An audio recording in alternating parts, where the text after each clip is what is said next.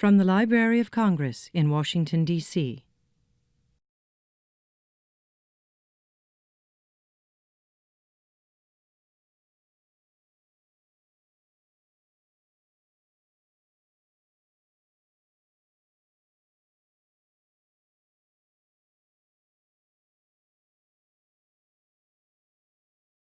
Good morning. Good morning. Seton Hall, second grade. And I am Karen Jaffe. I am the director of the Young Reader Center at the Library of Congress. Does anyone know what the Library of Congress is? What's that?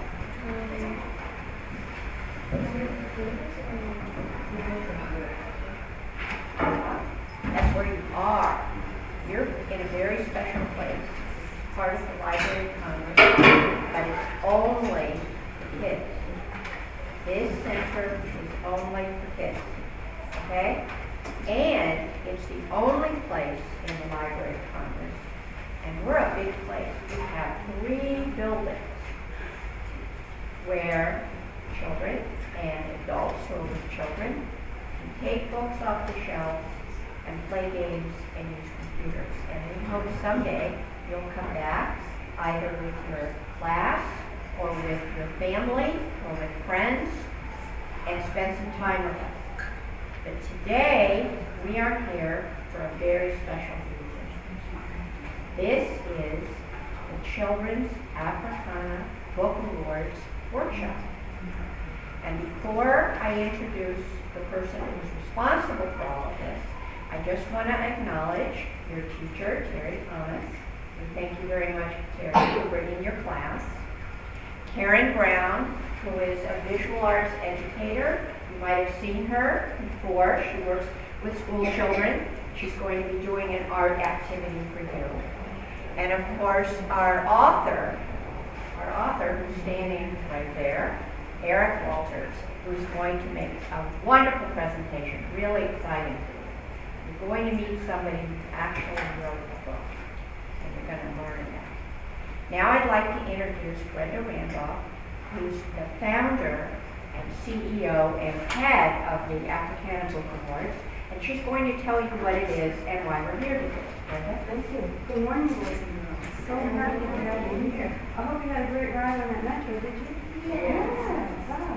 Okay, my organization, the Children's Africana Book Awards Committee, we give awards for the best children's books on Africa. And here are our winners this year. How many awards are we giving?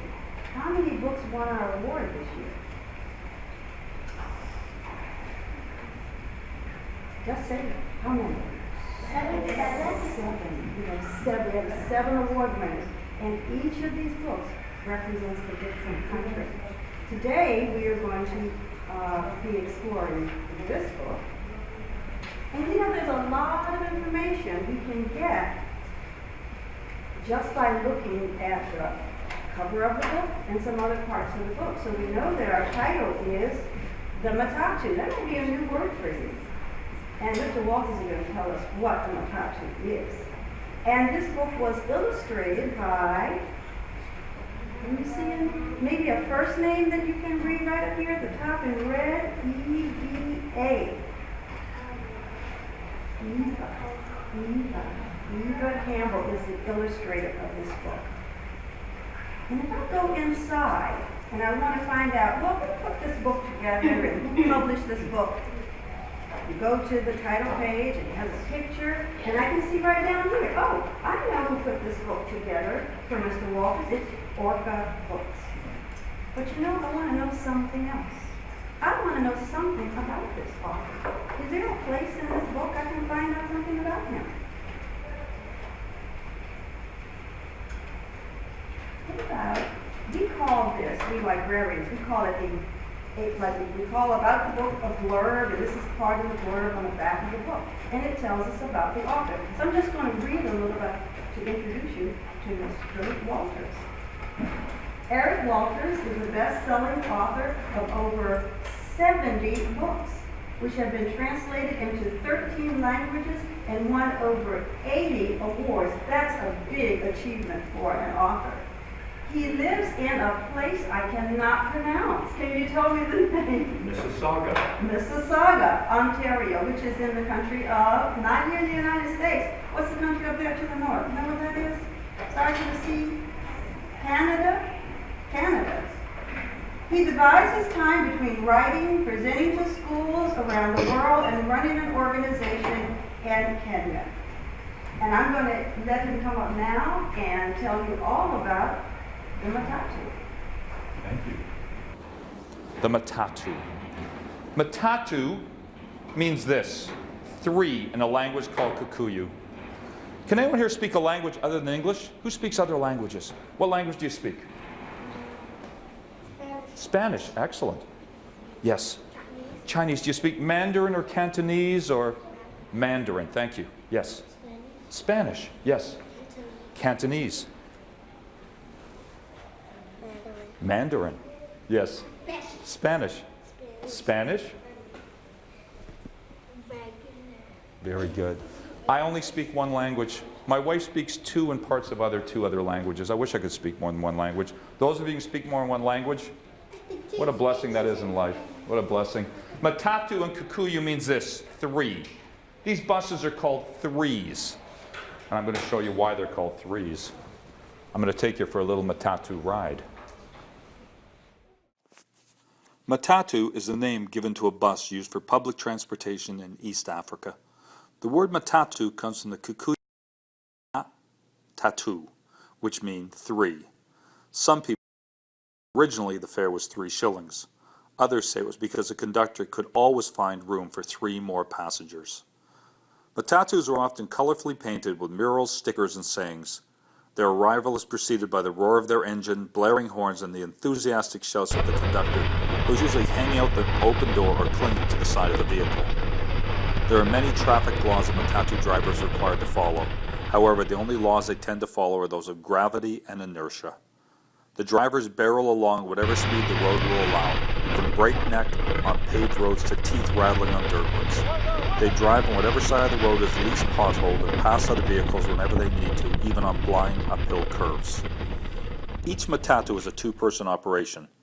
The driver's job is to get the passengers to their destination as quickly as possible.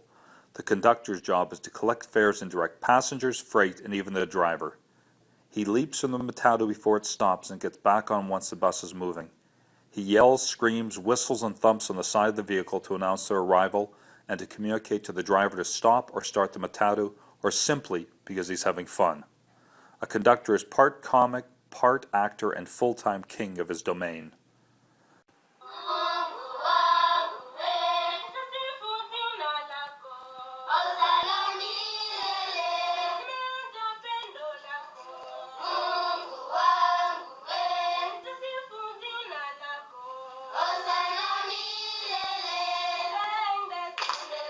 Those are children in my orphanage singing. Teachers, if you want to see either of these 2 videos, they're both on YouTube. I love YouTube.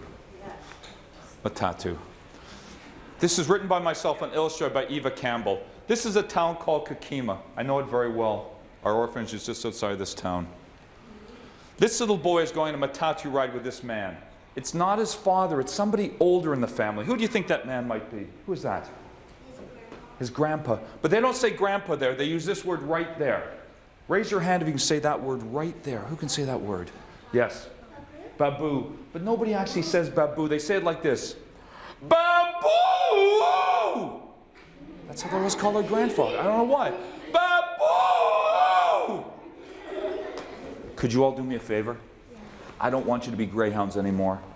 It's been 3 months since I've been in Kenya. I'm feeling kind of homesick for there. Do you think you could pretend that you're Kenyan kids calling your grandfather? At the count of 3, I want you to yell out baboo. You ready? 1, 2, 3. Baboo! Oh, I forgot to mention, he's really old. He can't hear you if you don't yell louder. I want you to yell so loud, the dogs walking by go, what? That people in Congress go, what? I want you to have people fall off their chairs because you're going to yell so loud. The count of 3, you ready? We're going to yell really loud, baboo. Who? Can you yell loud? Yes, yes, yes. You can yell loud? Okay, we're going to do it loud. Count of 3. Loud. Okay, ready. 1, 2, 3. Oh, know what happened? The adults didn't think they should yell. Who thinks the adults should yell too? Raise your hand if you think they should yell too. Okay, count of three. We've got to yell. I think you could yell. I know he can yell. He's a phys ed teacher. He yells to get his voice out. Count of three. We're going to yell Baboo. You ready? You watch. Make sure the adults yell, okay? 1, 2, 3. Baboo! Oh, that was good. She didn't yell?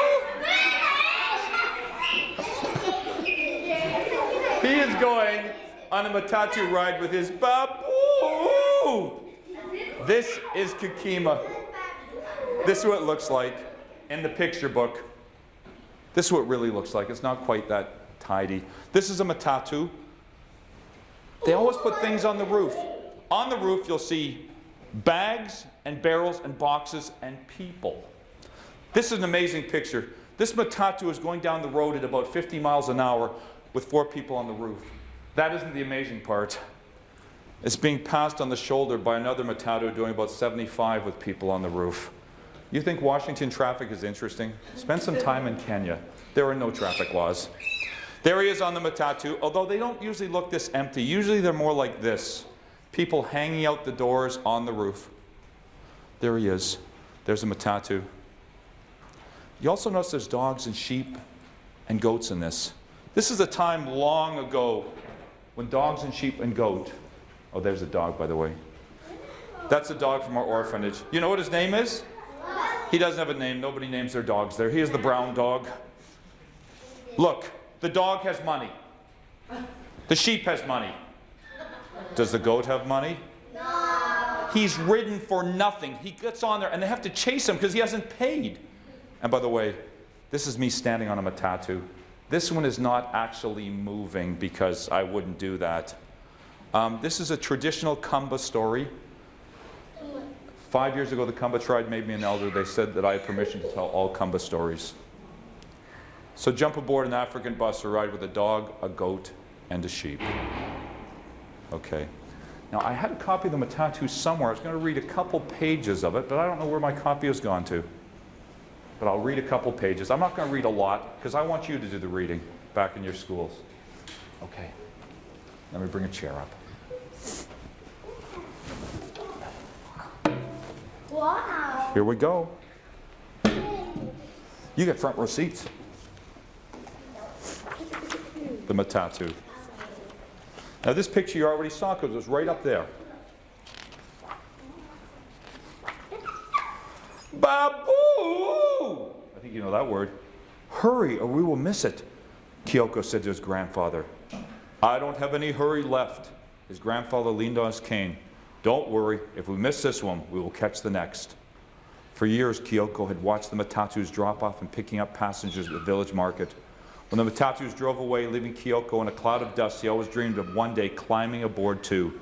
Today, for the first time to celebrate his 5th birthday, he would be. Can't you move a little faster, he asked, taking his Baboo's hand.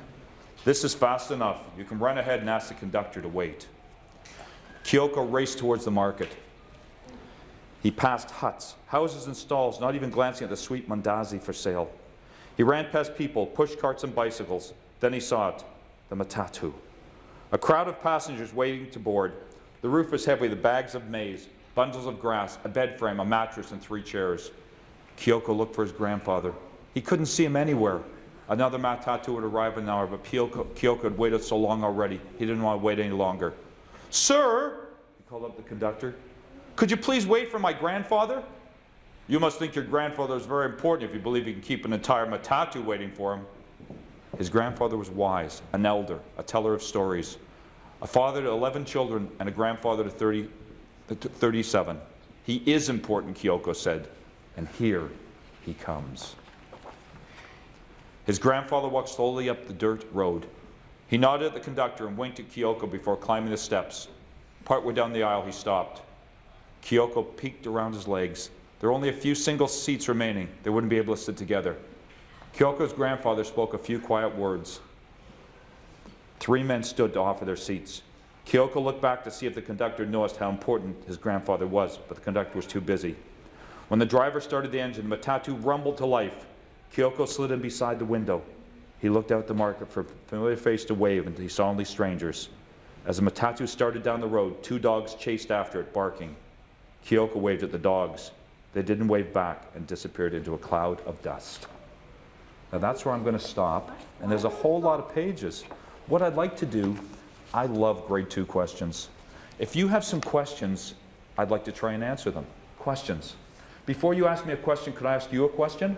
When other people ask questions, you'll politely listen, right? Throughout my entire presentation, this person showed me respect by listening. I think we all have to show that same respect. Oh, that deserves a clap. Yeah, why don't we clap for that? Very respectful. Okay, what is your question? I have a dog named King, You have a dog named King too? but we don't have him because he got big and then we give him away. Oh, that sometimes happens. That must have been kind of sad. And then I had another, it was a girl. King was a boy and Coco was a girl. Coco was a girl. Yes? Why were the dogs chasing after the... Oh, that's part of the story. Maybe your teacher will read it to you and you'll find out why the dog was chasing the Matatu. Can you tell us it? Other questions? Yes? Oh my God. That happens to me all the time. If you remember, just put your hand back up, okay? And if you remember when you're doing the display, you can still come and talk to me, okay? Do you have a question?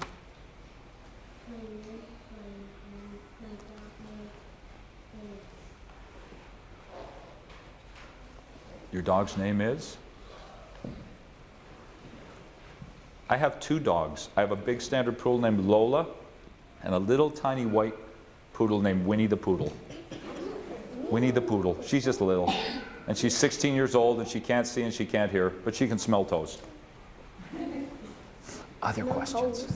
Yes, when I toast things, she smells it and comes running across. She wants to eat it. Maybe you're... Oh, I was trying to say that.